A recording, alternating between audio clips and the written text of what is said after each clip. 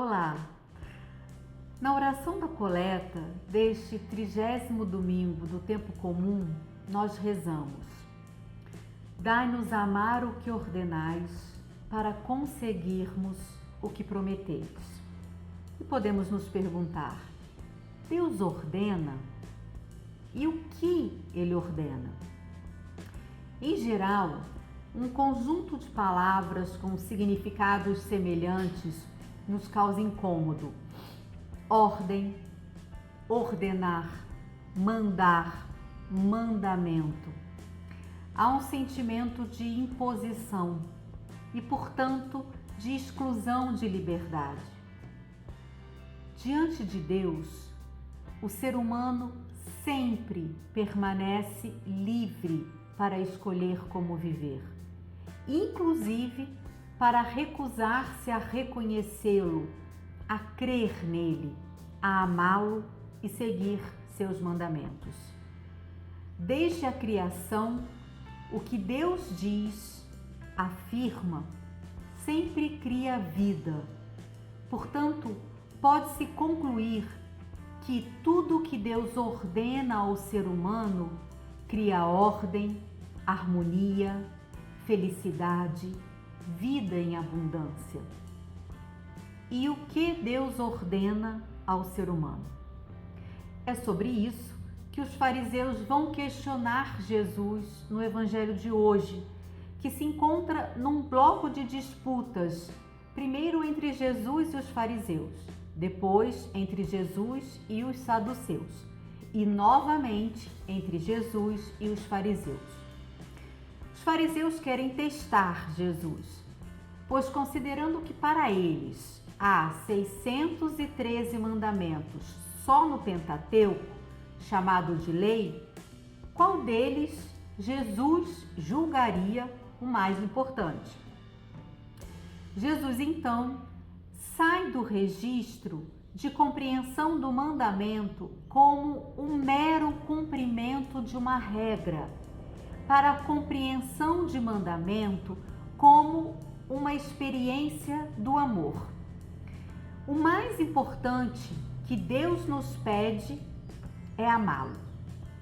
E este amor não deve ficar restrito a um sentimento, tendo como referência aqui o coração, nem a pensamentos, referência à imagem da alma, e menos ainda a regras lógicas, racionais, a ideias, numa referência aqui ao entendimento.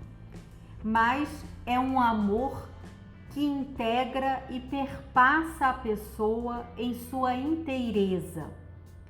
Amar a Deus significa voltar-se para Ele com tudo que se é.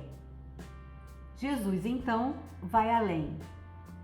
Ele indica como segundo mandamento um mandamento que ele diz ser semelhante ao primeiro: amar o próximo como a si mesmo.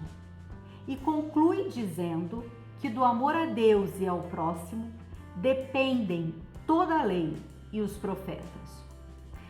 Nesse sentido, não é possível separar a prática do amor a Deus e do amor ao próximo, cultivando, por exemplo, uma espiritualidade abstrata e intimista, verticalizada, que se realiza em momentos orantes privados e cujo conteúdo do diálogo com o Senhor se reduz às minhas necessidades, às minhas preocupações e aos meus interesses. Na fé judaico-cristã, o amor a Deus se verifica na vivência daquilo que Ele ordena. E a primeira leitura, retirada de Êxodo, capítulo 22, versículos de 20 a 26, nos recorda que o Senhor proíbe a opressão dos mais frágeis e abandonados, representados nas categorias do estrangeiro, da viúva e do órfão. Além disso, toda exploração das necessidades dos pobres, seja na forma de juros ou de penhor, também é condenada. Deus protege a vida dos pobres e promete intervir em caso de injustiça, de não cumprimento do seu mandamento. O Salmo 17, que rezamos hoje, demonstra exatamente a confiança do pequeno, do pobre, que reconhece em Deus sua força e proteção, o único que pode vir em seu socorro para salvá-lo da perseguição.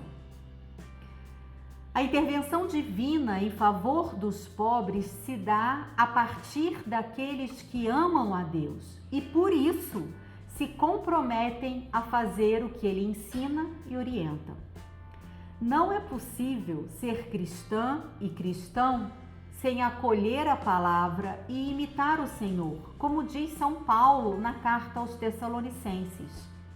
As palavras e os gestos de Jesus são a fonte da conduta ética de todo aquele que se apresenta como membro de sua comunidade, a Igreja. A liturgia de hoje nos convida a refletir sobre uma grande incoerência que se apresenta na vida de muitos cristãos. Afirmar que ama a Deus, que Ele é o centro de sua vida e ser indiferente ao sofrimento dos irmãos e irmãs.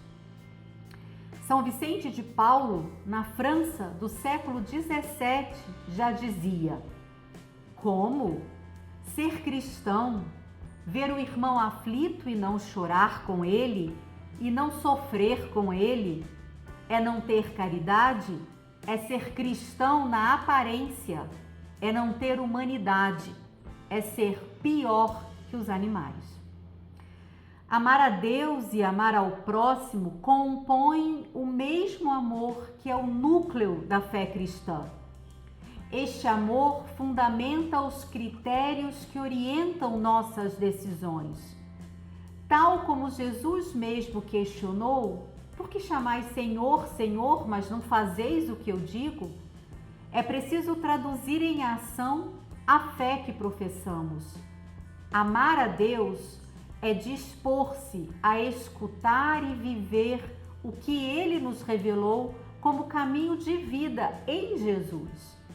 É preciso olhar para Jesus e, a partir do que viveu, ensinou e realizou, fazer escolhas e ter posicionamentos coerentes com o Evangelho e que, portanto, promovam mudanças concretas na vida das pessoas, em particular na vida dos pobres. Foi isso que Jesus fez.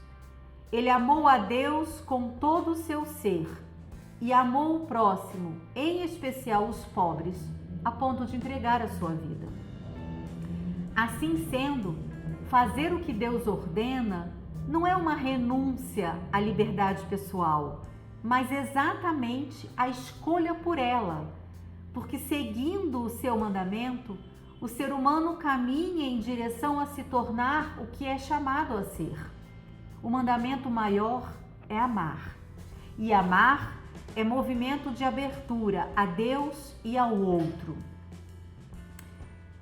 Quanto de nossa vida estamos dispostos a entregar ao próximo, especialmente aos mais pobres, em forma de tempo, escuta, renúncia e serviço, como sinal de nosso amor a Deus?